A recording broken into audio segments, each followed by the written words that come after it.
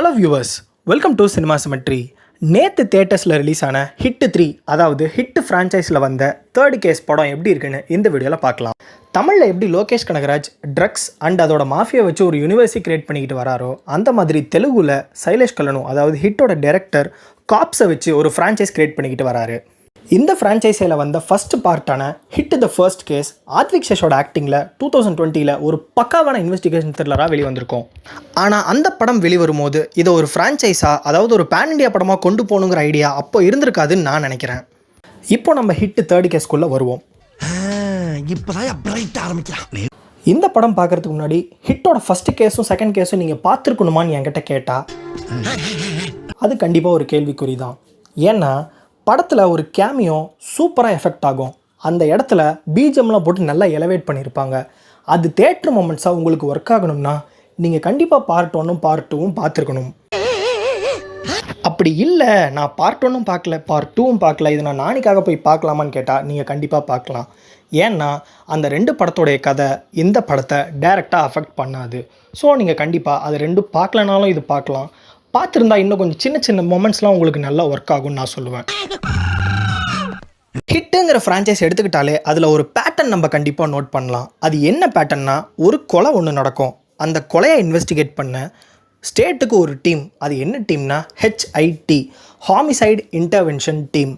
அந்த டீமில் இருக்க ஒரு சீனியர் போலீஸ் ஆஃபீஸர், அதாவது நம்ம ப்ரோட்டகனிஸ்ட், அவருக்கு ஒரு மென்டல் இம்பேலன்ஸ் இருக்கும். அந்த இம்பேலன்ஸை கடந்து ஒரு காப்பாக அவருக்கு என்னென்னலாம் ஹேர்டில் வருமோ அதெல்லாம் கடந்து அந்த கேஸை எப்படி முன்னெடுத்துகிட்டு போகிறாங்கன்றது தான் ஹிட் ஃப்ரான்ச்சைஸோட ஒன்லைனராக ரொம்ப வருஷமாக இருந்துகிட்ருக்கு. என்னதான் நானி மாதிரி ஒரு ஆள் படத்துக்குள்ளே இருந்தாலும் அவங்களோட ஒன்லைனர், அதாவது ஹிட்டோட யூஸ்வலான பேட்டர்ன்லேருந்து கொஞ்சம் கூட வெளியே வராமல் அன்காம்ப்ரமைஸ்டாக தான் இந்த படத்தை கொடுத்துருக்காங்க. பொதுவாகவே இன்வெஸ்டிகேஷன் படங்களில் நம்ம எதிர்பார்க்காத வைலன்ஸும் நம்ம எதிர்பார்க்காத ஆக்வர்ட் விஷுவல்ஸும் கொஞ்சம் அதிகமாகவே இருக்க தான் செய்யும். இந்த படத்தில் நான் எதிர்பார்த்ததை விட ரொம்ப அதிகமாகவே இருக்குன்னு தான் நான் சொல்லுவேன். அதனால தான் இந்த படத்துக்கும் A சர்டிஃபிகேட் கொடுத்துருக்காங்க. இந்தியா ஃபுல்லாக ஒரே மாதிரி பேட்டர்னில் ஒரு சீரியல் கில்லிங் ஒன்று நடக்குது. அதை ட்ராக் டவுன் பண்ணி நம்ம ஹீரோ அர்ஜுன் சர்க்கார் ஜம்மு அண்ட் காஷ்மீர், பீகார், அருணாச்சல் பிரதேஷ், அப்புறம் ஹைதராபாத்னு இந்தியா ஃபுல்லாக எல்லா கார்னருக்கும் சுற்றுறாரு. இப்படி மல்டிபிள் லொக்கேஷனில் ஒரு படத்தை ஷூட் பண்ணும்போது, அதுவும் குறிப்பாக ஒரு இன்வெஸ்டிகேஷன் படத்தை எடுக்கும்போது ஆடியன்ஸை ரொம்ப கன்வின்சிங்காக வச்சுக்கணும். உதாரணத்துக்கு நம்ம ஒரு தீரன் அதிகாரம் 3 எடுத்துக்கலாம், அப்படி இல்லைனா ஒரு கண்ணூர் ஸ்குவாட் எடுத்துக்கலாம். இந்த 2 படங்கள்லையுமே இருக்க ஒரு காமன் ஃபேக்டர், இந்தியாவோட வெவ்வேறு இடங்களில் அந்த இன்வெஸ்டிகேஷனை ட்ரேஸ் டவுன் பண்ணி போய்கிட்டே இருப்பாங்க. இவங்க ட்ராவல் பண்ணுற இந்த ஜேர்னி அந்த கதைக்குள்ளே நம்ம இருந்தால் எப்படி ரியாக்ட் பண்ணுவோன்னு நம்மளை ஃபீல் பண்ண வைப்பாங்க. அதுதான் screen play writing. Screen play அவ்வளோ கன்வின்சிங்காக இருந்தால் மட்டும்தான் இந்த 2 படமும் இன்றைக்கி நம்ம மனசில் நிற்கிதுன்னு நான் சொல்லுவேன். அந்த ஒரு வகையில் பார்க்கும்போது ஹிட் த தேர்ட் கேஸும் கன்வின்சிங்காக தான் எடுத்திருக்காங்க. இன்னும் குறிப்பாக சொல்லணும்னா படத்துடைய கேரக்டரைசேஷன். நானே யூஸ்வலாக அவர் சூஸ் பண்ணுற கதையில் அவருக்கான கேரக்டரைசேஷன் டெப்த்து கொஞ்சம் அதிகமாக இருக்கணும்னு ஆசைப்படுவார். உதாரணத்துக்கு நம்ம சூர்யா சாட்டர்டே எடுத்துக்கலாம். சூர்யா ஏன் சனிக்கிழமை மட்டும் எல்லாரையும் அடிக்கிறான், அவனோட கேரக்டர் என்ன, அவனோட பர்பஸ் என்ன, அவன் எதுக்காக அப்படி பண்ணுறான் அப்படிங்கிற கேள்விக்கான பதில் படத்தோட ஃபஸ்ட்டு 20 நிமிஷத்துலேயே நமக்கு கிடைக்கும்ல. இதுதான் கேரக்டரைசேஷன் ஆர்க்குன்னு நான் சொல்லுவேன். அப்படி பார்க்கும்போது இந்த படத்தில் நம்ம நானி அர்ஜுன் சர்க்காராக நடித்து இல்லை வாழ்ந்து இல்லை அதுக்கும் மேலே ஏதோ ஒன்று பண்ணியிருக்காருன்னு தான் நான் சொல்லுவேன்.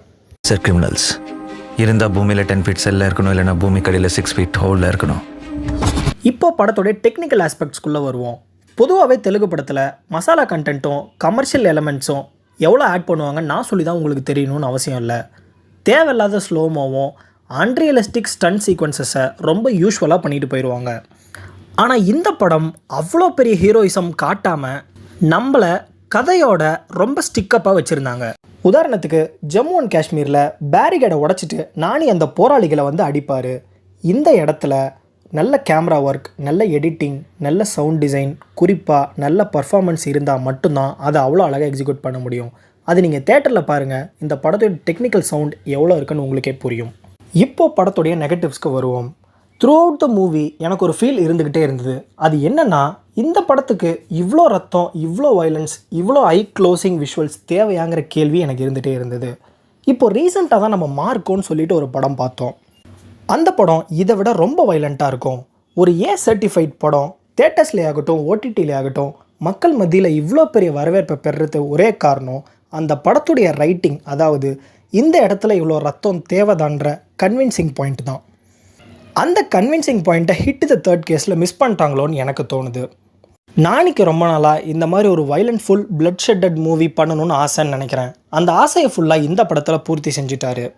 படத்துடைய இன்னொரு முக்கியமான நெகட்டிவ் சாங்ஸ். தேவையே இல்லாத இடத்துல ஒரு 2 பாட்டு இருக்கும்.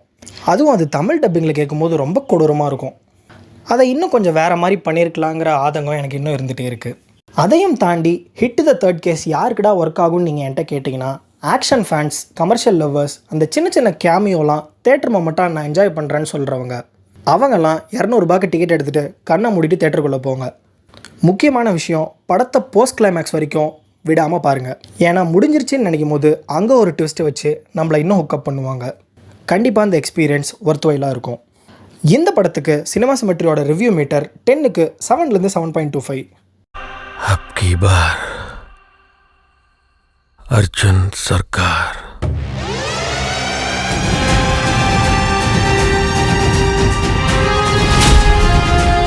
இதே மாதிரி இன்ட்ரெஸ்டிங்கான சினிமா ரிவ்யூஸ், நியூஸ், அப்டேட்ஸ்க்காக நம்ம சேனலை சப்ஸ்கிரைப் பண்ணிக்கோங்க. கூடவே பெல் ஐக்கானையும் ப்ரெஸ் பண்ணிக்கோங்க. See you until the next video. Tata.